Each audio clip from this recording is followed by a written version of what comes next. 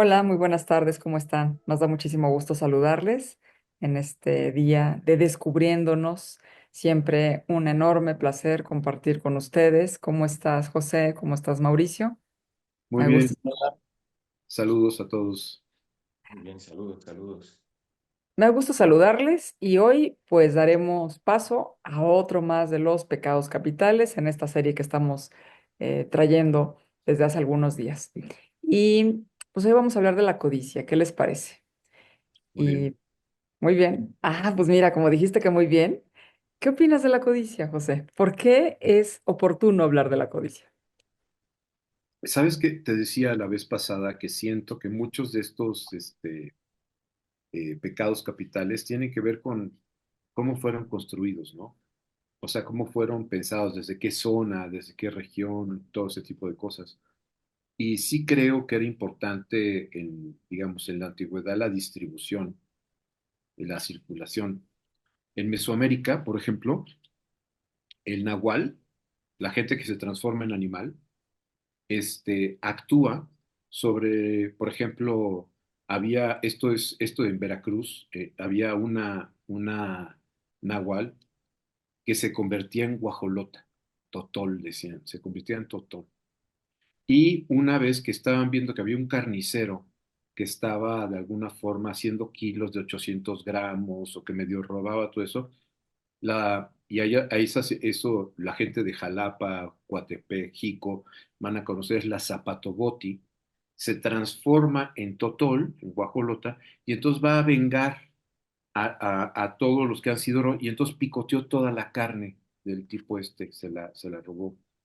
En otros casos, el nahual actúa sobre todos aquellos que son los codiciosos, los que de alguna forma no están generando condiciones de solidaridad con el pueblo, con ciertas redes de, pues, de empatía, de todo ese tipo de cuestiones. Entonces, yo creo que la codicia, pues queda en esa cuestión, como bajo una estrategia comunitaria, pues aquel que atesora, que guarda, que tiene, este, es como mal visto, ¿no?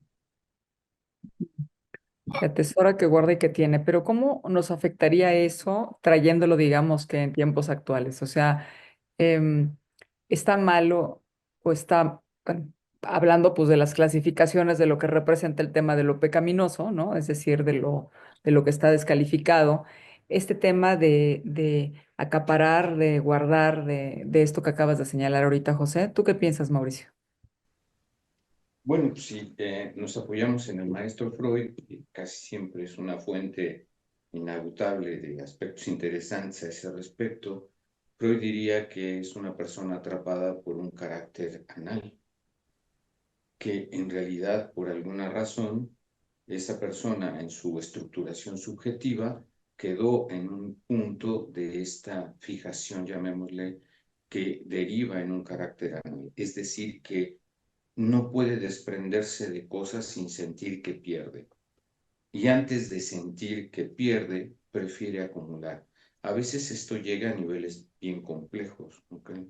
O sea, a niveles de no poderse deshacer de papelitos, de tickets, de cosas así. Y bueno, ya en extremo son las personas que acaban teniendo una casa llena de acumulación de cosas, de todo tipo.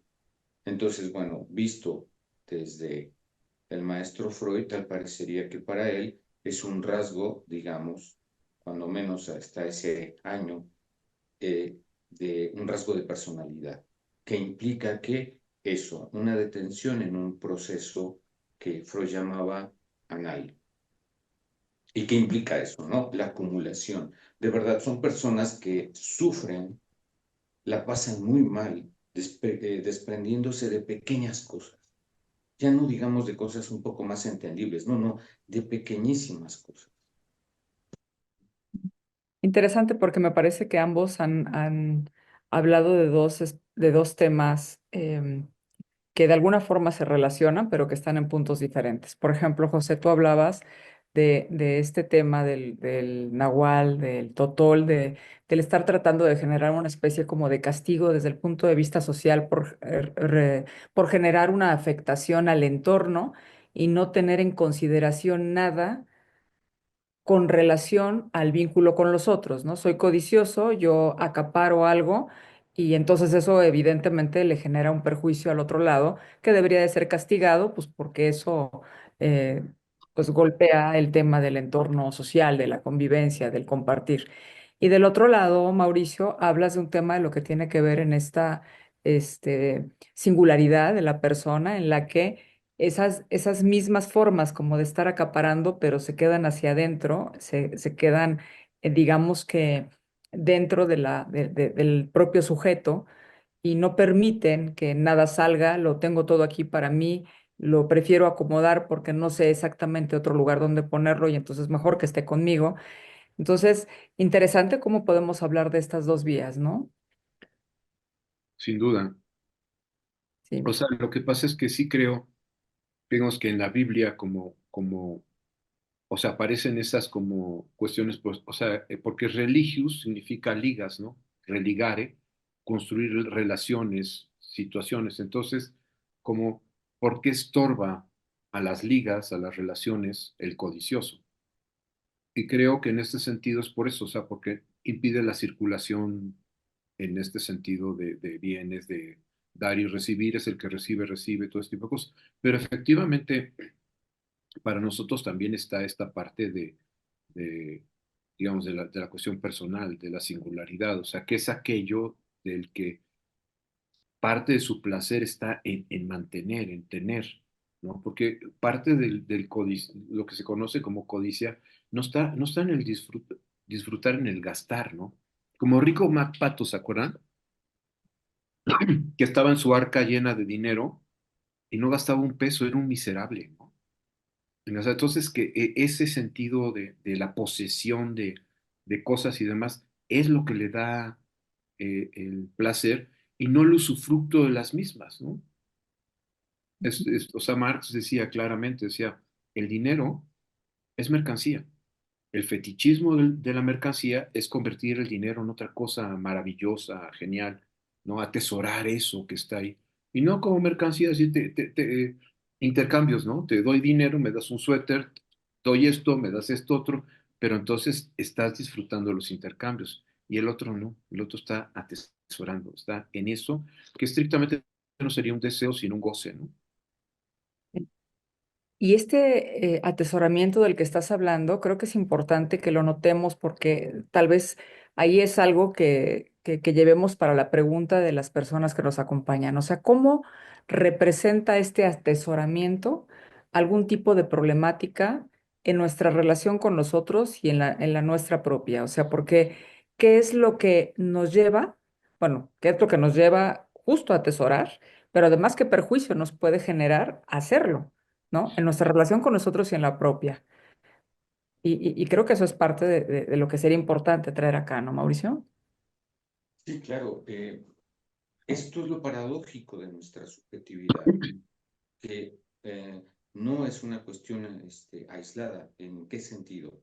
A ver, el que codicia, el que retiene, el que guarda, por supuesto que tiene un placer en eso, pero a su vez hay un sufrimiento que conlleva también este asunto. Ahí está lo paradojal. Por un lado hay una cierta satisfacción, pero a su vez también hay un sufrimiento. Entonces, ese sufrimiento tiene que ver con que de verdad, cuando uno trabaja con este tipo de personas, eh, notamos y nos hacen saber el enorme sufrimiento que implica para ellos deshacerse de algo. Por ejemplo, estoy pensando en alguien que, bueno, evidentemente la mamá estaba harta de tanta acumulación y bueno, un día entra la mamá y dice, pues simplemente voy a quitar tanta basura. Lo que para la mamá era basura, para esta chica era un pequeño tesoro y de verdad no sabía cómo acomodar eso. Y justamente, bueno, esa acumulación implicaba otra cosa subjetivamente. Eso era lo importante a trabajar. Si lo vemos simplemente como una cuestión de trastorno, bueno, está muy enfermita esta persona, es incluso un pecado, bueno, detrás de eso, evidentemente que hay subjetivamente algo que valdría la pena averiguar. ¿Por qué digo algo? Porque puede ser 20.000 cosas, no hay una cosa. hay muchísimas cosas que pueden sustentar eso. Entonces, fíjense lo paradójico del asunto, ¿no? Por un lado, hay una satisfacción en este acumular, pero a su vez hay un enorme sufrimiento y a veces ni siquiera tienen que perder algo. El solo hecho de pensar que lo pueden perder, el solo hecho de que pueden imaginar que lo pueden perder, ya lleva a estas personas a niveles muy complejos de sufrimiento y por supuesto que hay una situación que tiene repercusiones a nivel de las personas que lo rodean, ¿no? Por supuesto, sí, sí. Es interesante esta vinculación, ¿no? Con los acumuladores compulsivos. Sí, porque O bueno, sea, el codicioso con los acumuladores compulsivos. porque alguien que está fuera de este asunto pensaría que simplemente el otro la pasa muy bien y en parte sí, pero en parte en realidad conlleva una cuestión muy compleja para la persona que tiene este tipo de proceder, por un lado, pero también con su entorno. O sea, es obvio que es muy complejo alguien así. Por eso puse el ejemplo así tan cotidiano de una mamá que dice, esto es pura basura. Bueno, para ella era un pequeño tesoro que quién sabe cómo podría o no recuperarse, ¿no? Ujú. Lo que me parece muy importante, Mauricio, es esta parte de lo que estabas diciendo, de cómo para la madre eso significa una basura, pero para la chica es un tesoro. O sea que está depositando la chica en todo ese material que está ahí, que la madre denomina basura, para que ella sea un tesoro, porque al final de la historia ese afecto que está poniéndole a eso es lo que la hace a ella estar apreciando de alguna manera y estar atesorando cada una de esas cosas. Y que al final de la historia eso es algo que es importante que nosotros nos preguntemos, ¿no? Así es, totalmente de acuerdo. No es en sí el objeto, sino lo que significa, lo que simboliza para ella. Así es. Y darnos cuenta que este tipo de cosas que pudieran parecer muy sencillas, de pronto pueden estar generando perjuicios importantes en nuestra relación con los otros, como lo que decías, ¿no, José? Porque finalmente comienza a afectar cómo nos vamos a relacionar y cómo vamos a tener nuestros vínculos con todo lo que nos rodea, ¿no? Claro. ¿Qué de ello es lo que tenemos que preguntarnos? Así es que, pues pareciera ser que más allá que pensar en el tema de un pecado como la codicia, el pensar qué es lo que hay atrás, lo que nos podemos preguntar al respecto de eso, cómo nos afecta y estas cosas que a veces pareciera ser que no son muy importantes, pero que traemos aquí para que nos cuestionemos en nuestro continuo, en nuestra cotidianidad, en nuestro estar todos los días, para que pues nos preguntemos respecto de nuestra propia subjetividad y nuestro lugar con los otros. Así es que pues espero que este tema les haya sido de utilidad y de interés. Y como siempre, José, Mauricio, un gusto compartir con ustedes. Nos encontramos la próxima. Saludos a todos. Saludos.